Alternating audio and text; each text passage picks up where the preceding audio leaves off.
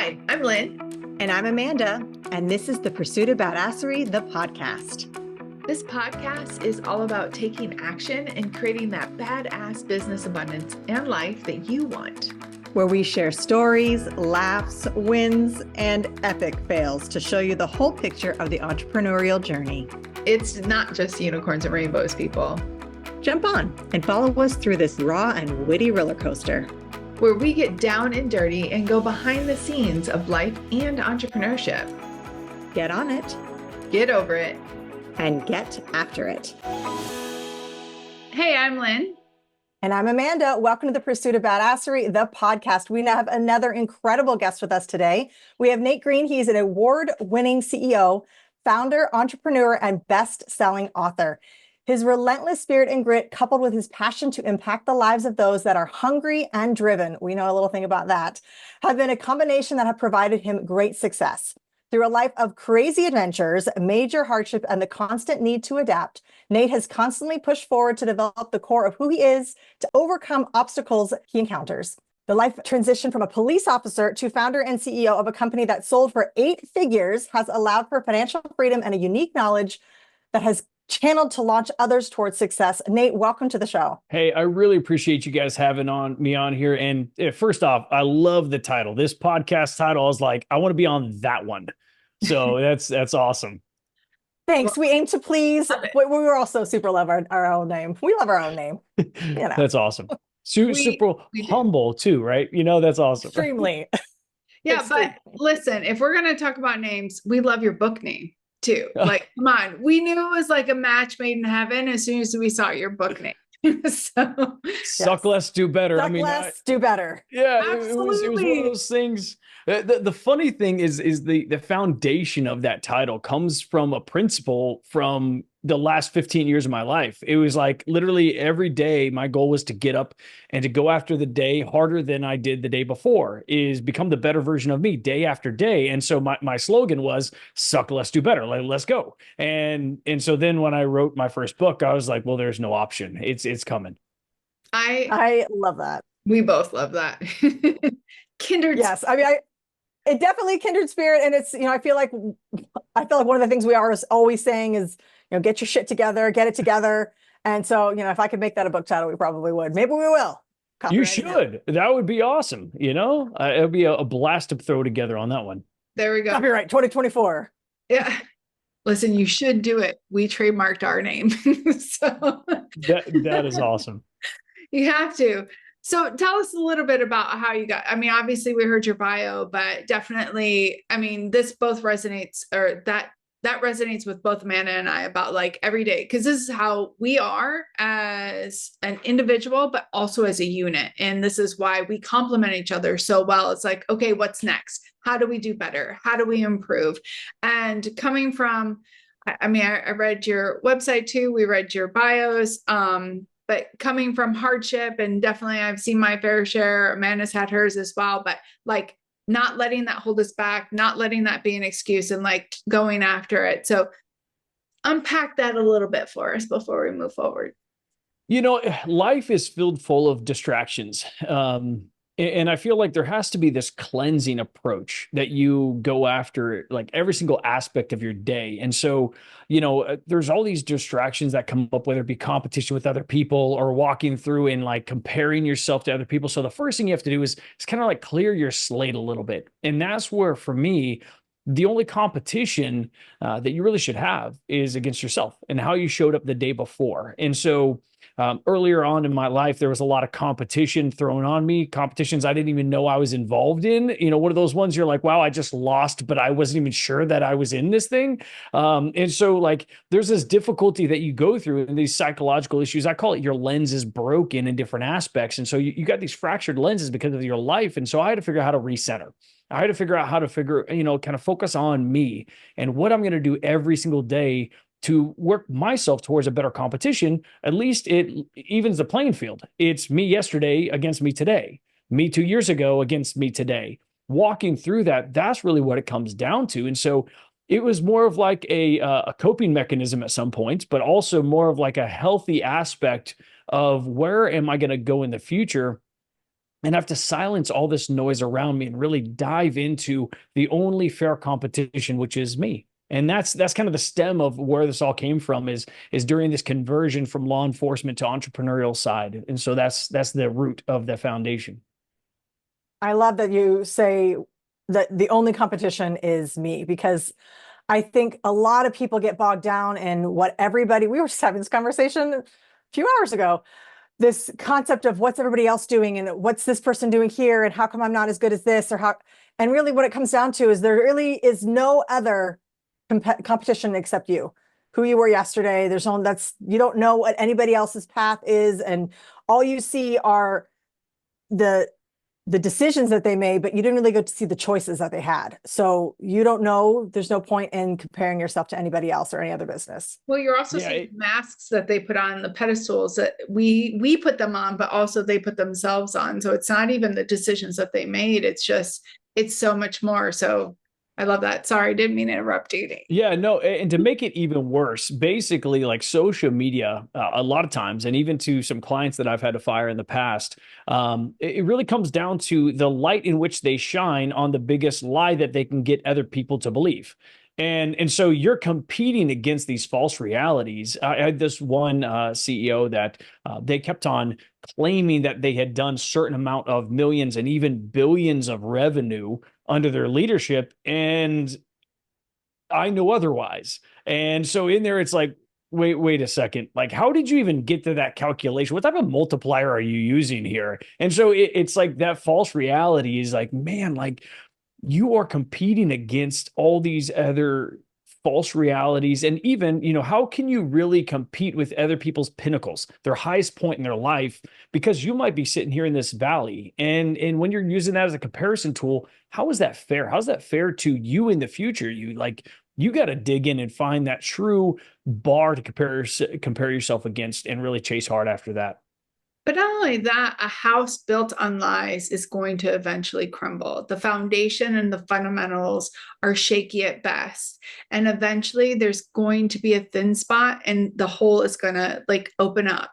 And Amanda, you're speaking Amanda and my love language. We get on our soapboxes and bitch and moan about, like, in a healthy way, to get off our chest about all of the falsehoods. In fact, my post yesterday or the day before was around the falsehoods and like the injustice and the different things that people shine, especially because of social media, how it's so inundated of just like all of this bullshit that isn't true and that we buy into because it's so superficial and we're so disconnected, not just from others, but more importantly from ourselves. And so it's easy to come along. It's like the cult mentality where you're just kind of like wrapped in and you don't have a thought. And some people are going to be mad at me saying that, but essentially you don't. You are just like riding along. You're a sheep.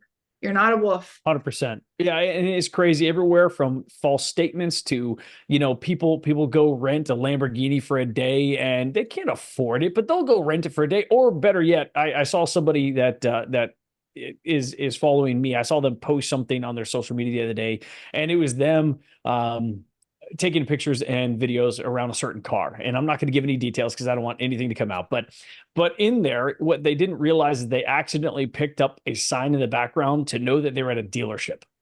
Like, come on. Like, if you're gonna be that bold, you better own the car. You better not only own the car, but have the ability to pay for that car. And my rule is if I can't cut a check for it, I don't want it. And so I don't like financing. I don't know. If I can't cut a check for it, and that's where for me, like I have fast cars. I love fast cars, but you're never going to see it on my social media. Why? Because I'm not in it for that shine. If people don't like me for my bald, shiny head and just for what comes out of my mouth, then, if they like me because of a car, then they're following the wrong dude.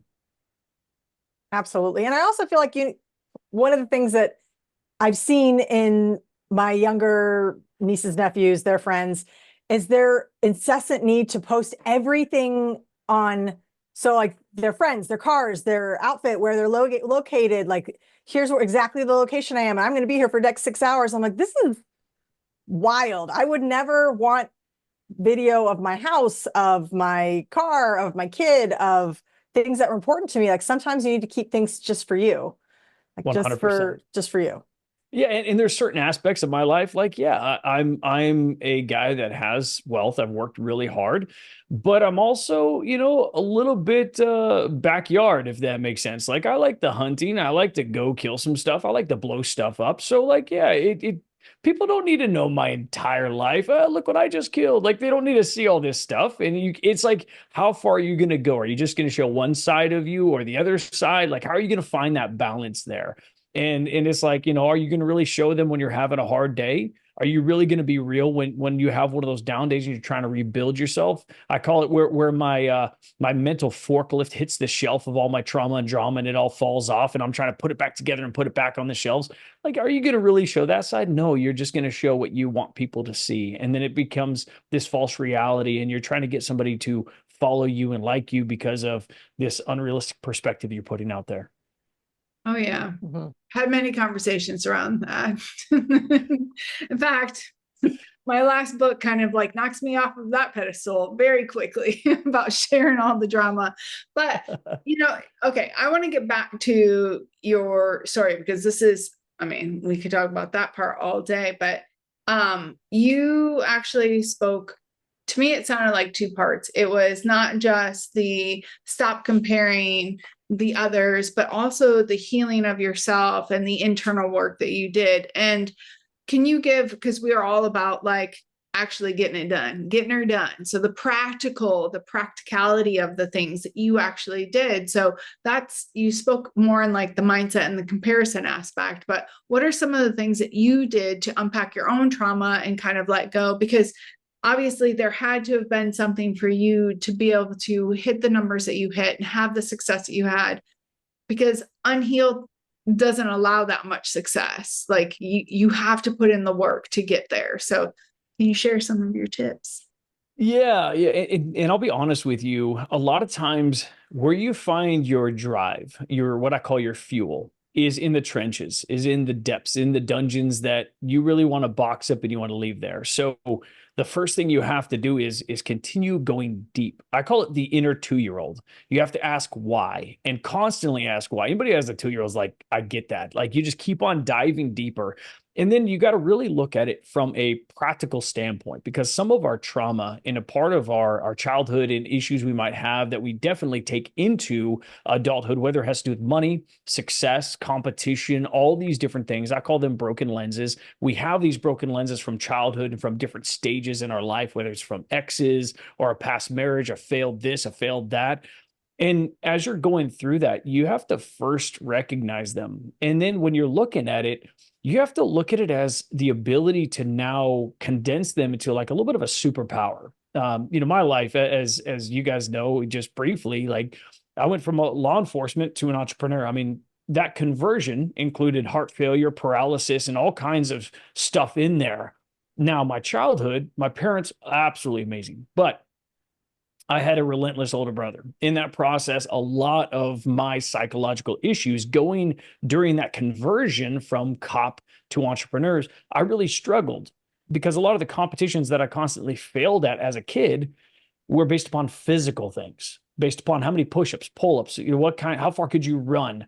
And as you know, with heart failure and paralysis, you're not very good physically anymore. You have a lot of physical issues. And so when you're talking about practical steps, is really just acknowledging them and figuring out how you can work through and leverage them. So a part of my goal for impact stems from periods of my life where I didn't have hope, or I felt like I didn't have hope. And so I had to figure out how to channel every ounce of positivity, every ounce. And I had to figure out how to make it day in, day out to the next step, to the next step.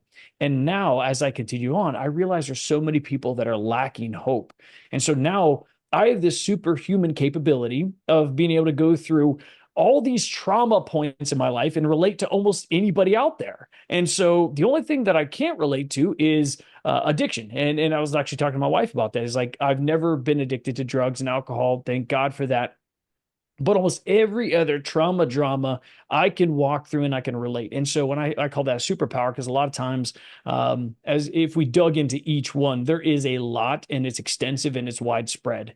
And so it's beyond the normal coping that anybody, I would hope, would ever have to deal with. And so that's where, when you're talking about that, it's a matter of how do you leverage this past and learn from this past and take it into your future and really have your best approach and your best goal to leave the most amount of impact. And so, Lynn, it really comes down to figuring out what is it in your past that you can use as fuel to get you to the next phase and push you through the hard times and the dark times to have the best outcome. That way, when you're on your deathbed, you don't look back with regrets because you gave up and you crawled into a hole. Nope, you're going to use all of it as leverage to have an impact.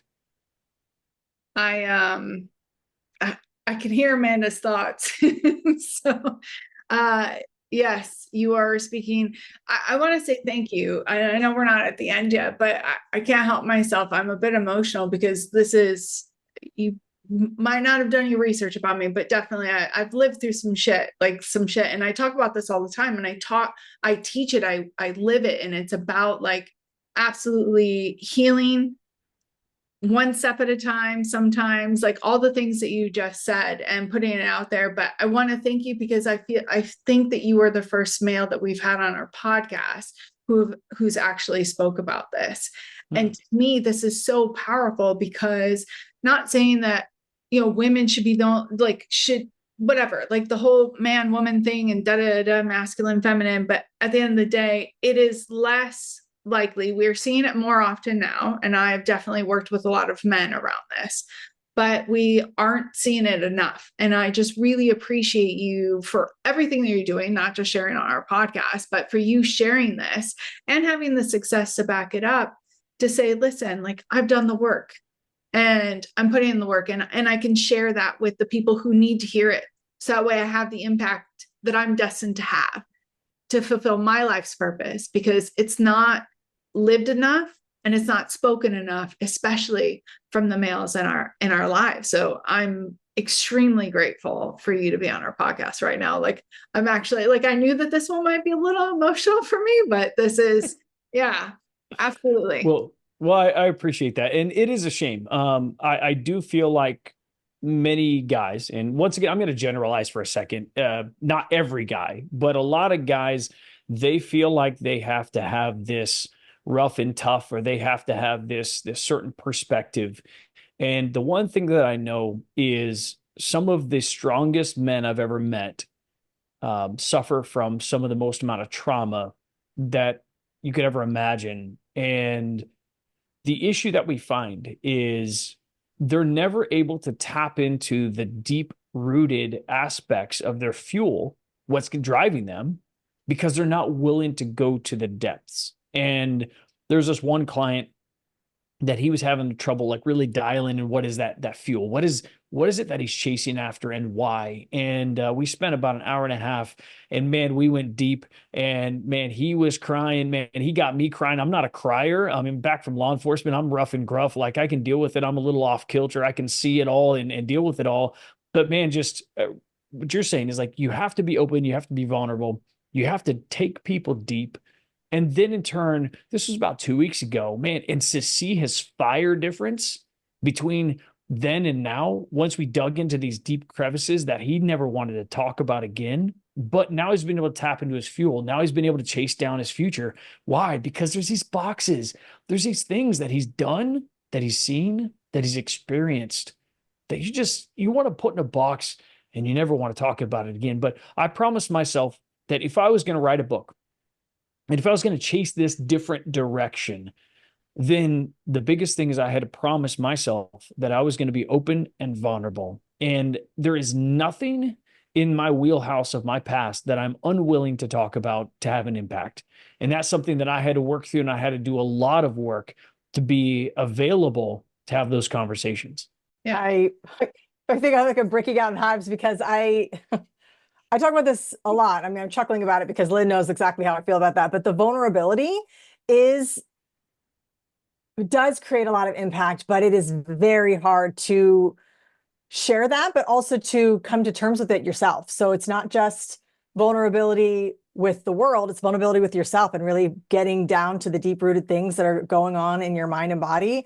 And that is extremely tough. And it's one thing I will constantly be working on for the rest of my life. Yeah, and one thing, yeah, you're welcome.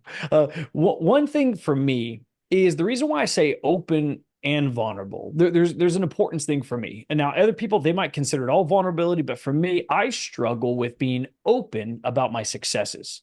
Like Amanda, as you're reading off, this Nate Green is this and done, it makes me cringe. Why? Because I never want my successes to make anybody feel lesser. And I had other people shove their successes and made me feel lesser throughout my entire life. And so that's a hard thing for me to be open about, is the successes that I have. And in there, I've just promised to always dive deep, be open about it, but yet not leave people there, to help people convert over to understand they have the hope to be able to achieve these successes. I mean, let's be real. In my life, that most likely to succeed list in middle school? No, I wasn't on there. I mean, if there was another list, I'd been on that other list. I mean, I was ADHD. I mean, a little bull in a china shop, acting out all the time, not the best student. And so when you think about it, if I can pull down the grit, the determination to chase after life as hard as I have, man, you take somebody that was actually more of a genius in high school, they could run circles around me. But the problem is nobody will ever outwork me. And that's the thing for me, is even in this, I'll call it pre-retirement. I just turned 40 and sold this company. And now it's like, okay, I get to work. I don't got to work. And so now I get to be dangerous. But guess what? I still get up at 4:30 every morning. I still go after it. It's like, man, I've got lives to impact. And here's the thing for me, people are waiting on me to get outside of my box, get outside of my shell, and to chase after my better future, to be able to have an impact and inspire them. And that keeps me up at night. That keeps me moving. When my alarm clock goes off at 4:30, it doesn't ever have to hit snooze. I am up. Like this morning, 4:27, 3 minutes before my alarm. And I'm like, let's go. That's it. And so that's what keeps me up at night. That's what gets me up in the morning. My wife's like, Nate, like, you can relax a little bit. Like you can sleep in. I'm like, no, I can't. People need me. And that's what this next phase of life is showing up. Because showing up, not just for my family, securing financial future. No, now it's showing up for you guys, showing up for every single person I have the potential to reach. But also, I think it's showing up for your purpose. It sounds like you have found your life's purpose and you are truly leaning into it. And through that, I just wrote a post about this one too, but through that fire can absolutely propel you, and it can keep you going even in your darkest of moments. When you have found your purpose, in the roughest days, the roughest seas, it can still be your guiding light or the fire underneath your ass to say, like, get out of bed. You got this. Even if it's just one step, you got this. And I love that you have that, and you so, yeah, it's just flowing out of you, both in your words, but also in your energy and in the work that you do. So I think that that's beautiful on many levels. And I do want to go back to one other point too, about the vulnerability and openness.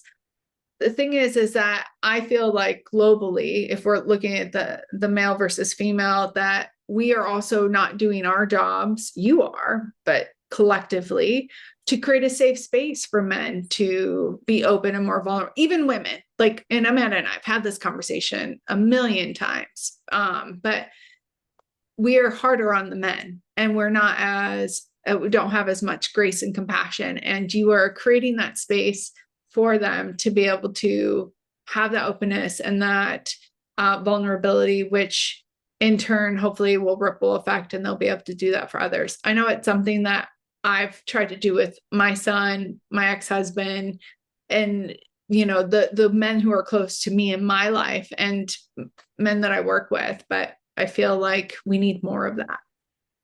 It's hard, and I appreciate that. And it is a little bit of a different feeling. It is really, it's like running upstream, and you're sitting there and you're like, everybody else is always talking about their masculinity and all this other kind of stuff. And I'm like, man, like, I'm a masculine dude. I can keep up with the rest of them, and I can do whatever it takes. But it's also, hey, listen, I'm pretty messed up too. The only difference between me and them is they're going to ruin their life when they're trying to hide it. And I'm just going to be real about it and be like, yeah, pretty messed up in here, and I'm just going to constantly figure out how to leverage it. It's funny.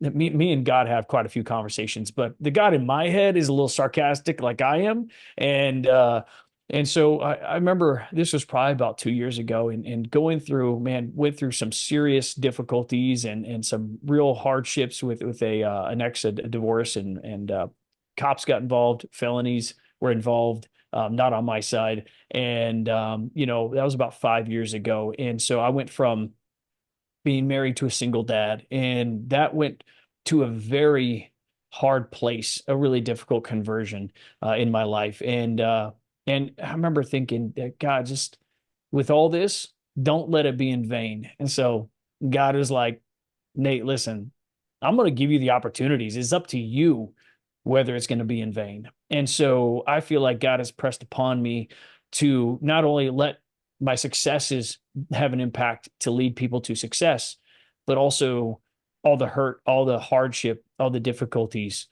to let those be a guiding light for those people that are in there. And so the only way to do that is to talk about them and to be real about them, because they're there. And it's just a matter of how you let them affect you. That's really what it comes down to. It's your choice. I think we were just on a podcast interview, and someone said it's the push or the pull. It's either pushing you towards something great or something different, or it's pulling you back into the chaos, to the victim, to the hurt, to the whatever. And yeah, I love that. Yeah, one thing that I want to sort of retouch on is you're talking about how you wake up with this purpose. You wake up knowing that you have to provide this opportunity for other people, that you are on this earth basically to help others in that way. And we talk about this all the time with some of our clients who are in this imposter syndrome moment of, well, who would want to hear my story? Who wants to hear from me? Why I'm not good enough. Who would want to hear from me? And I'm like, who are you to say that that isn't the solution for somebody? Who are you to doubt that your purpose is your purpose and that it's going to impact other people? And it's actually doing yourself a disservice by thinking that it's not going to be somebody's aha moment or turning point. So who are you to deny yourself to the world if that's what your purpose is to give to people? 100%. And, imposter syndrome is real. I mean, I still have it, like even my brain doesn't really work in successes. My brain works in like a checklist. So my life is like, yes, I accomplished this. I got this done. I got this done. It's like more of like required steps for myself. And so, I look back at the past and I look at what I have accomplished. It's more of like, I got my checklist done. My family has financial security. It's not like, man, look at me. No, it's not like this. Like, check. Like in my head, I'm like, man, that's all you got. That's really all you got. And that's where, for me, it's like, now it's like, that wasn't my purpose in life. Now I feel like God has blessed me to have that. But I think that's because of, and I don't talk about this a lot, but when I was 23 and had the heart failure, doctors thought it was a degenerative issue. And they told me I only had 10 years to live. And so luckily, they came back about a year later and said, hey, listen, that we were wrong. But I lived in that for about 8 to 10 months before it all came back around. That's something hard to unravel. That's something hard to take back. Like, oh, just kidding. There is no just kidding. I was at 9.5 years basically on a time clock. And so for me, I've had this huge press point of family security, family security, family security. So doing an 8-figure exit isn't like, man, look at me. No, it's like, okay, God, thank you. Appreciate that. That's amazing. Now my security for my family is good. Now I am on blessed time, not even borrowed time. I'm on blessed time now. It's like, all right, let's go. Like, what do you want from me on this next phase? So I'll do whatever it takes. You just tell me where to go. You tell me what to do, and I will do it. And you know what he tells me? Give me the glory. Cool. All right, God, all this is because of him. So let's go after it. And then he's like, give me the glory, and then be open and vulnerable. Oh, that's hard. And that's really where, it brings us back to this conversation, is open and vulnerable. I struggle with acknowledging my successes. I struggle with it. It's checklist. And so when you're talking about these different pieces, it's more a matter of how can we leverage it? How can we leverage the way my brain is a little malfunctioned with this checklist, not successes, but imposter syndrome is real, is ridiculously real. I'm like, man, who wants to hear from me? You know, I'm just Nate from Florida that built a few financial firms, had some success.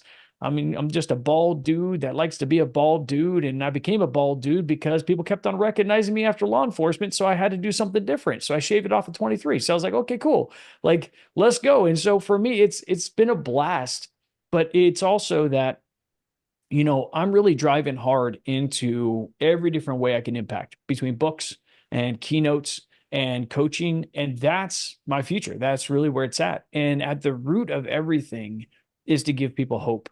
So whether they're in a dark time, whether they're trying to overcome these obstacles, whether they got this trauma, drama, or hardships, whatever it is, it's like, what can I do to give them hope and then help them tap into their purpose?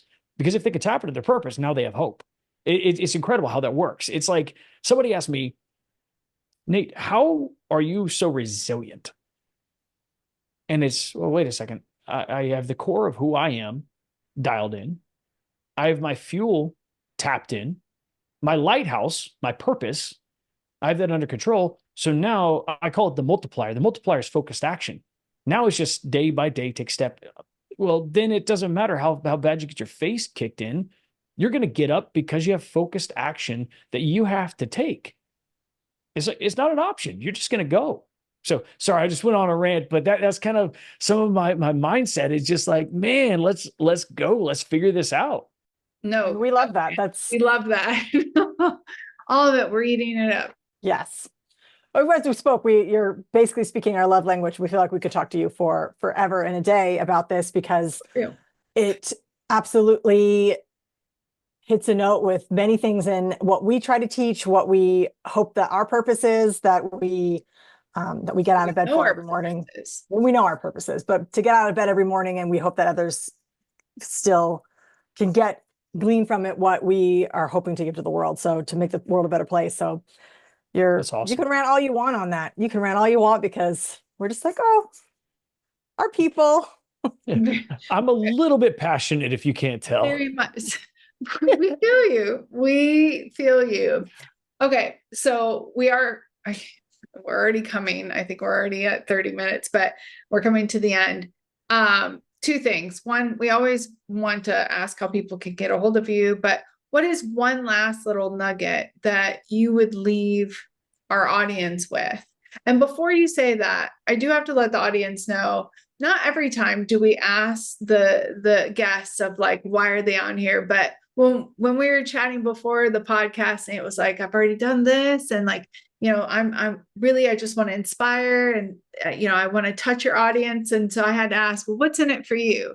It's like, no, this is my purpose. Like, this is what I want to do. I just want to leave this little bit of legacy and and it was just something that we have never heard from another guest. Like, and it was truly meant is what I would say. You know, sometimes people are lip service, like we said before, but it was truly meant that you're here showing up in your purpose to spread the word, to help support, to leave value where you can in the right areas. And we just appreciate that. So I do want to give that little piece to the audience of like, Nate's the real deal, guys. Nate's the real deal. So, but what's one nugget that you would leave with the audience to help? The biggest thing is people first. It's always about people. Money will come. If you focus on people and having an impact, and this goes back to the rudiment of my first business through to all my businesses and even to today, focus on people. What kind of impact you can have inside of your business, no matter what it is. I had a financial firm. It's not really like a people thing, but it's people on the other side. And when you focus on people first, everything else will come together. And when you figure out your purpose, drive hard, relentlessly towards that. Those two things. They were perfect. All right. So how can people get a hold of you? Like what? By the way, he has a book. Make sure that you're done. We talked about it. Yep. So the book is called Suck Less, Do Better. It's available on Amazon and other platforms. There's a website, success with Nate Green. Probably a great place to see the up and coming programs that we're releasing and a lot of other things. But then also always on Instagram, it's I am Nate Green. So you can always chase me down there and harass me there. Excellent. Well, thank you so much for being on the show. And of course, all that information will be in our show notes. So if you want to dive deeper in with Nate, we absolutely recommend that you connect with him and ask your questions because he is a wealth of information. Thank you guys so much. I really appreciate you guys having me. Oh, thank you, Nate. So everybody, make sure that you're sharing this podcast with those that need to hear about being open and being vulnerable and that could use a little bit of suck less, do more. Suck less, do better. Let's go. Do better in their lives. So till next time, get after it.